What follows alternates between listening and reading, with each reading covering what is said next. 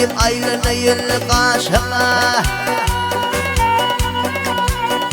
Alevliyim aylanayına karşımda ne? Karşımda ne? Yakınıma sen gelmesen kim gelir? Adime sırım denin bilen duşuma yey. Olayıma sen gelmesen kim gelir bay yey?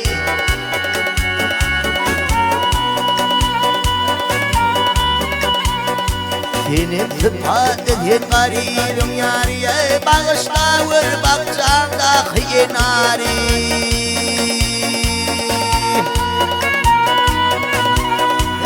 Kerişmedin aşıkların hüneri. Yakınıma sen gelmesin kim gelir bay?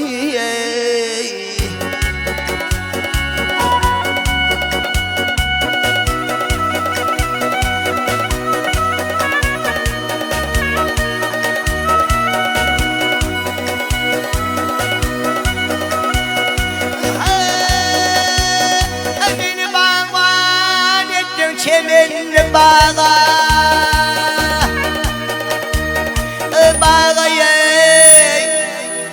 Bağaya yoksa perhat kimin çıkar men dağa.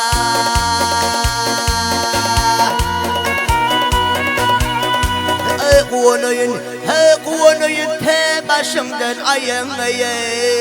Olayıma sen gelmesen kim gelir bay?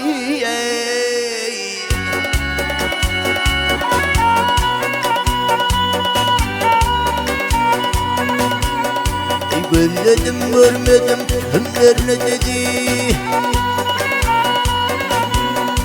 Gözledim görmedim tümlerini dedi. Geldi diye canım alle zamanların kırmadı.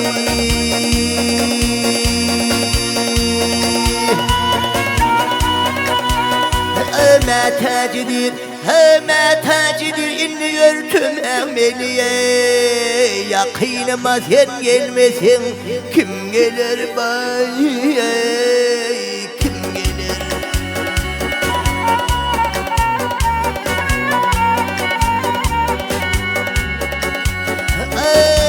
Yakınıma kolayıma sen gelmesin kim gelir bay?